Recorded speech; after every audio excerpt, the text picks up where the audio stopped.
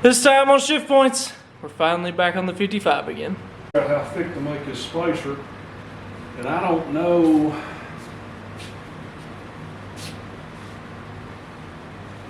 We're gonna have to probably grind a little bit of that. If we move that back, what are you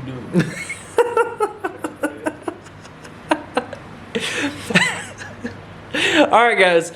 This week it's time to go ahead and start making this car look more like a car. We're going to go ahead and try and get these doors fitted and make sure they close really well. I know we've spent the past few weeks working on the sheet metal, and we're really glad to have that all sealed in. Thanks for everybody that watched that recently. What we're into here, basically at one point when they were working on this car a long time ago, the body was actually, the roof was actually touching the roll cage. So they cut the body loose and moved it up to where it wasn't touching the roll cage, and then so we moved it up roughly, or Dad moved it up, this was before I was working on it, about a ½ inch or so, give or take, to get it up above that roll cage. Well, now our doors don't exactly line up, and let me show you what that looks like. This body is welded, attached to the tube in the roll cage, and what he was talking about, this side, we raised this side up. But before you start thinking that the body's on it cockeyed, this rocker had got raised up and lowered this side of the bodies, and I caught it and raised I took it, knocked everything back loose, especially this weld right here, and I raised it, just pushed up on the body and raised it up so that it cleared. It was mainly hitting this tube right here, and I've not got a terrible lot of clearance in it now. This is a new tube that wasn't in the original chassis, and I raised it up enough to clearance it, but so the body's sitting absolutely flat on the chassis, but it had to go that way. So but when I did that, I'd already fitted the doors to the body, and the chassis, the hinges are welded to the chassis. And I did that fit up before I actually realized that the body was lower on the chassis. So what we got into is that when you shut the door, before it would just close and click, but now if you'll look, it's hitting the latch, and this body line, which should be here, is actually to here. So when I raised the body up, I didn't move anything up but the body on the chassis. I didn't change anything on the chassis, so it made the door kind of in a bind when you shut it. You can see it when you open it, it falls down. So what we're gonna try to do is put a spacer on the front of the door here at this hinge. I don't know if you can see that or not. You can see it right here. This plate here, we're gonna put a spacer behind this, kick the door back, which will raise the back of the door up. The other thing I want to do while we're into this, these plates, they're too small to me. I want to make these a little bit bigger, and we're going to use that panel adhesive to actually glue them to the front of the door, and then either rivet it or get some good fasteners and fasten that together. I don't want these doors blowing off. If the car does actually get to go down the racetrack, I don't want the door blowing off of it. So we're going to try to do a little insurance, a little bit more secure the hinges to the front of the door. So what our plan is here, what we're going to do is we're going to knock these two rivets out and let this basically kind of free hang. We'll leave these two attached, and then we're going to put the door back in place. And when we do that, we'll latch it in place and kind of see what this gap ends up being, and then that'll tell us how thick of a spacer we need to put in here to get that where it needs to be. So that's the plan. Knock these rivets out, hang it back up there. We should be able to see from the inside. If we get it on the inside of the car, we should be able to see what that is and then go from there. So we used our Mighty Helpers, the Clecos. We got this held in so it would tighten everything up on this one, and then got this one free. But if you look in here, I don't know if we can see it or not. There we go. You can actually see that that is actually not lifted off the door. And the reason why is because back here, this is touching so hard here in this radius that it actually won't let it come off. It's actually bound up and sprung up here. So we're gonna have to trim some of this off so that then we can get it fitted, because everything is latched up. And then at that point, this should come off and tell us how much space we actually need here. So a little trial and error back and forth to getting this thing off. After we used it and riveted that up to the door, it was actually pulling it up enough to where we needed more. So we ended up with an 1/8 inch spacer in here. And what we did, so you can kind of see that aluminum spacer in there. And we do have that riveted up just to see how it was going to shut. So that got us an 1/8 inch spacer, and you can see now where it had to kind of step up to go and shut. You can see it closes really easily, latches up, and there's not a lot of extra movement in it having to pull itself down or pull itself up to get up on the latch. So that is pretty good. There you go. That is pretty good. Now we're going to work on the top of this door. So it's hard to see, but when you go in here and open this, before it ever gets to the latch here, this part of the door is actually hitting the top of the body of the car, and that's part of what makes it kind of hard to shut. You saw me have to do that a couple times to get it shut. So what we're gonna do is Dad's gonna come in here, we're gonna come on this fiberglass. These doors, Dad was telling me that when they put these fiberglass doors on these, and we'll open them up and look at them here in a minute, but he's had to cut them like crazy to get them to actually fit. They just did not fit very well, even straight when they were brand new. So what he'll do here is we'll come back here and cut this and then add a brace in there, space it out, add a brace in there, and get this top of this pulled out just a little so it stops hitting and making the door hard to shut. The other thing is the passenger side one we got really lucky with, because we only had to move he only had to move the body up over on the driver's side. This we just hung on and it closes great right out of the box, so we don't have to do anything to this one. And this, he has already done that to this top part of this, and it's not hitting, it's actually got a little space there. So this door is really good and we don't have to do anything to it. So to show you guys some of what Dad had to do here, you can see this cut and then the bracings that he's riveted in and fiberglassed over. Same deal here. This was done a long time ago. This is actually fiberglass the latch in. But you can see all these cuts that have been made to just get them to fit even as well as they do. And at this point, they fit really good. The body lines look nice here on the bottom and on the back of the door.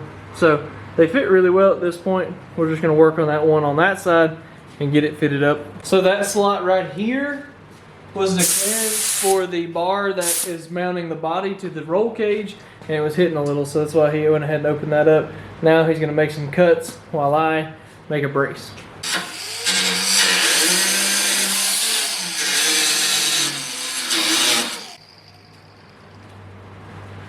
All right, we got our brace here. Got it drilled out. Got 6 holes in it, kind of a triangulated pattern on each side.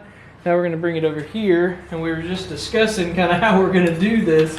We're going to have to guess just a little, but what I'm going to do is I'm going to take this, put that split basically in the center of those.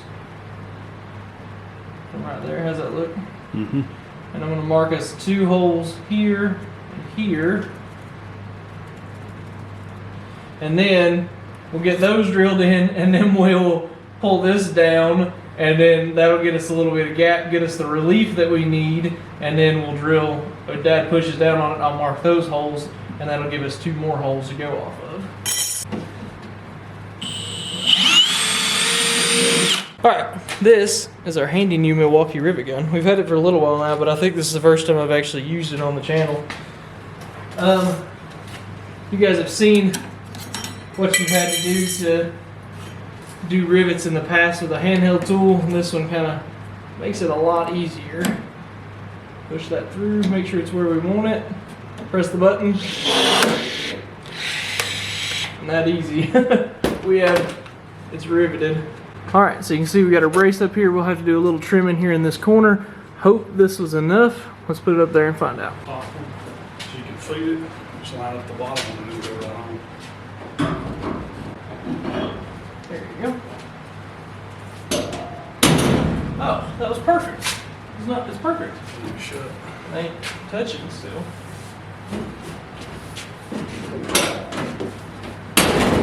Yeah, get in there. Look at that. Good job. You got less than about 3/16 of an inch. That's what we need. Fine. We don't need much more. That's all than we that. need. What a good guess that was. Cool. Now we've got to properly space and shutting door. So I said earlier that we had the clearance for that brace. This is the one we're talking about. So this is actually what attaches the body to the roll cage itself. We've got a notch cut in the door to clearance that, and it still is touching just a little.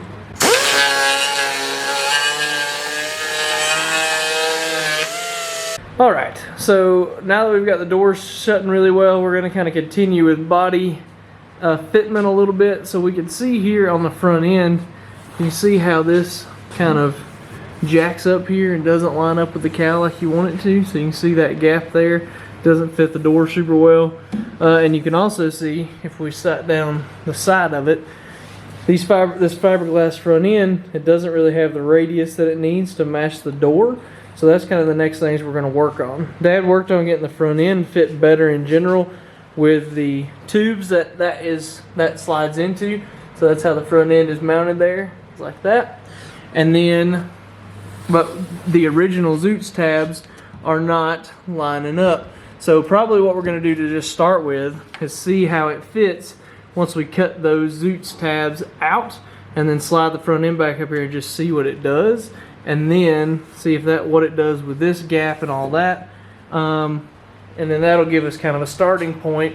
The other thing that we're planning to kind of do is figure out some way, a brace or something in here to get that to push out. So that wasn't a very good example because it picked the whole front end up.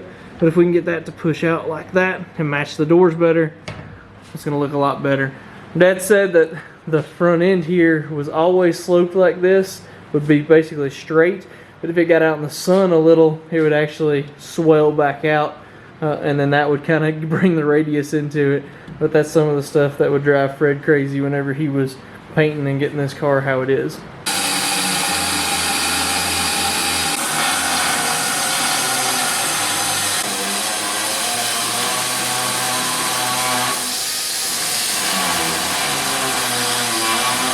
So that was definitely a big part of our issue, laying up on that tab there. It was keeping that front end held up. And you can see here, that right there, we put just a little bit of pressure in there. It lines this up and gets our door gap really good. So what we're gonna do now is basically figure out what we're gonna do to get this radius in this piece of fiberglass on the front end. Then we can put a tab down here. And then lastly, put in that tab right there. And that should get this front end locked in place really well and get all the alignment how we want it. Same deal goes over here. We get that down just a little bit. That'll get our lines up where they need to be. And you can see where that front end is basically setting where the end of that tab was. So that's what was keeping it jacked up, was coming up those tabs. We have an assortment of Zoots tabs, buttons, springs, and everything that you need to do this. And what we're going to do is we're actually going to build one right here. So this is just as you can see, a bare spring like that, and then the bare tab itself. And you have to rivet these together to get them to work. So the spring goes on there like that. The bottom part of the spring against the tab there. Now we're going to rake out our Milwaukee rivet gun here, see how it does, because we haven't used it for this, and get this riveted in place.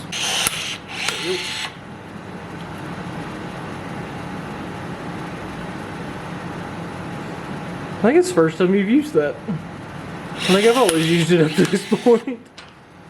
And there you go, so you can see those two rivets there has that spring solidly in place. So to make sure that we get that front end pushed out like we want it to, we're going to utilize these filler panels here.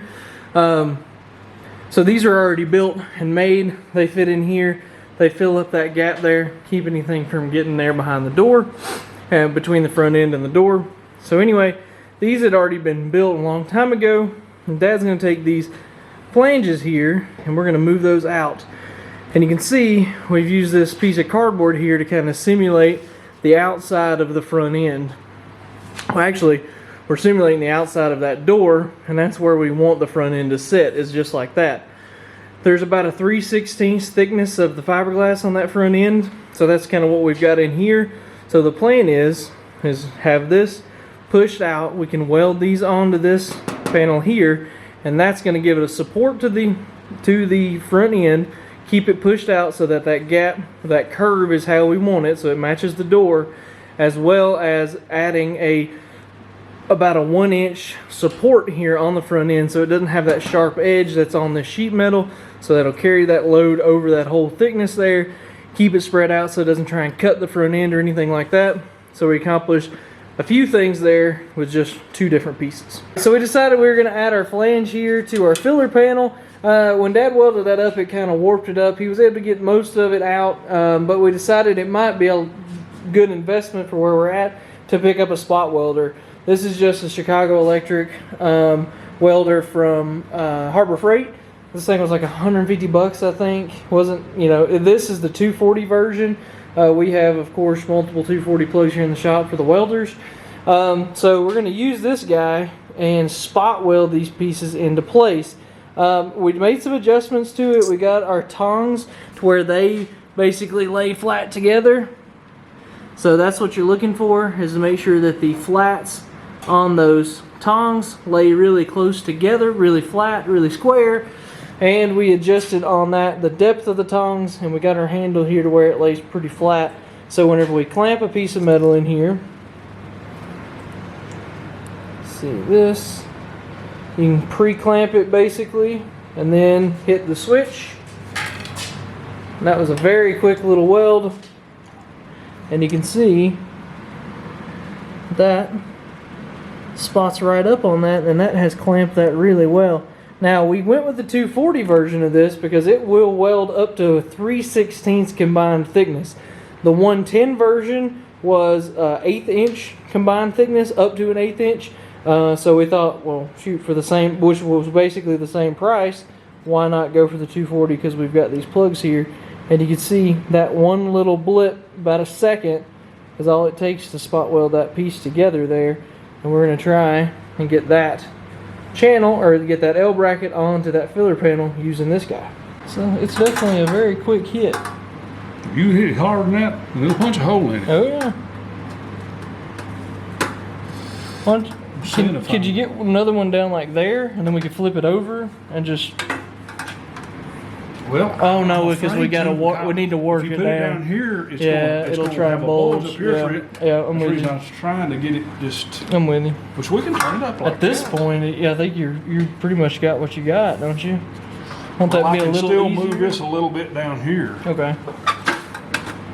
And I'm wondering if I need to. I'm gonna weld on this top right here, and we'll put it back on and see kind of what it acts like. Gotcha. Because that's gonna pull that flat. Mm-hmm. That's Oh gonna yeah. pull that flat. Oh, it's gonna do exactly what we want it to do there. Yeah. I think so. Yeah. That's it. That's all you need. Oh, that's all you need. So let's hope we get it out far enough. That's it. That's it.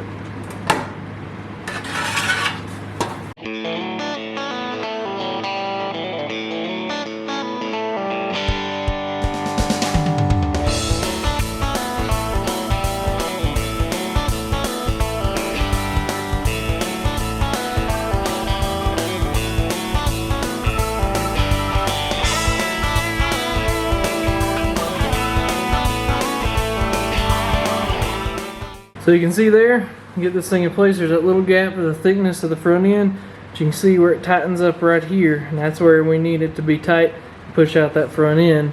So that's what we're going to do next, pull this paper off, set the front end on, and see what it does. Hopefully, it's got a nice little curve in it. Alright, a lot of work to get here. We got a Zoots down here in the bottom, but you can see there's no flat here anymore. That has that radius in it, matches the door. Very, very, very close. The only thing we'll have to do, we knew we were going to have to replace the Zoots anyway. We're going to need to shorten it up, bring it back some, so that we'll close this gap up, and then we're going to put a new one in here and do the same thing. We need to shorten this up to close this gap. But in general, the curve is exactly what we were looking for. And that was worth every penny.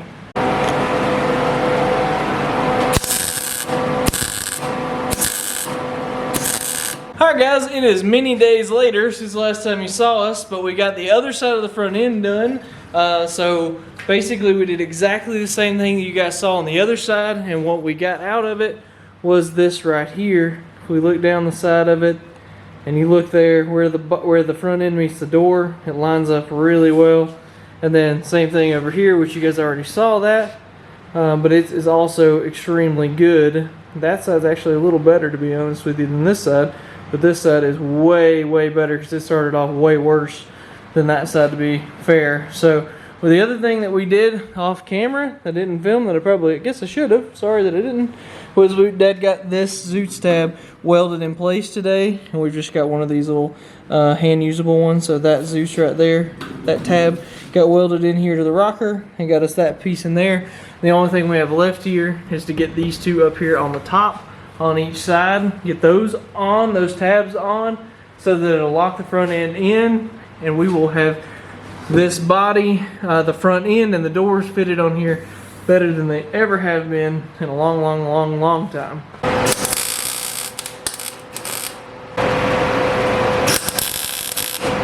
Alright, got our upper tabs, got them put in place. Now we have to put the front end back and make sure that they're going to line up like we hope that they do.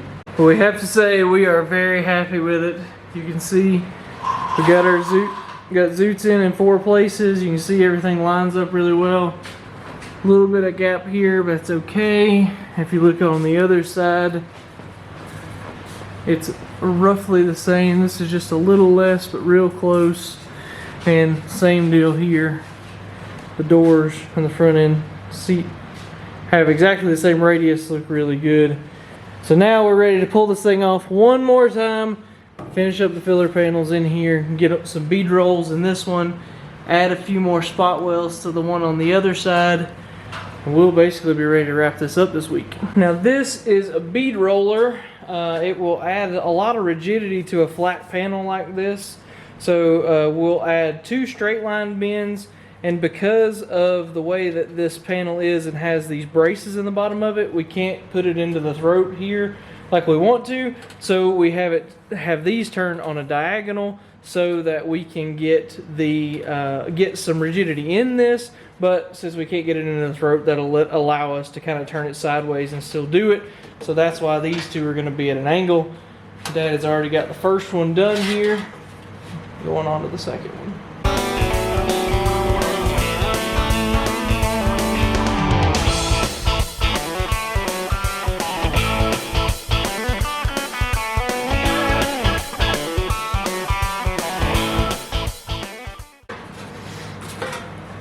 Alright, and you can see what those look like, those little ridges in here, and it really stiffens this panel up, makes it very, very stiff, and that's what we need there with that front end going to be laying on the side and top of it. Went ahead and got that side welded up, got additional spot welds into this panel, and we also, you saw us get those beads into that.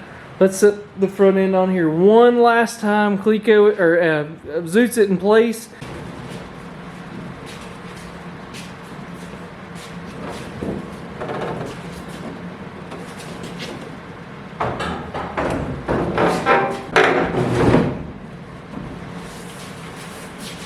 And there it is. One last time for this week. Front end is on it. We're extremely happy with the fit on it. Gaps and everything should be just fine. Alright y'all, that's going to wrap us up for this week. We laugh all the time. People like to say things like, why don't you get that Racecar back going? Like it's as simple. But this job, even this right here, took multiple days, and if you look at it you wouldn't think it was that much work, but there's a lot of work and just little tedious stuff like this that adds up. That's part of what takes so long, but we're chipping away at it, trying to do a little bit at a time every day if we can. So we appreciate you guys so much for watching, following, subscribing, doing all the things that you're supposed to do. Follow us on Instagram and Facebook, all of that good stuff, and we'll just keep chipping away at this little by little. I think next we got to finish stabilizing the doors a little bit more. beefing up the hinges a little because they're a little flimsy. So we're gonna beef those up a little, hopefully next time. See y'all next week.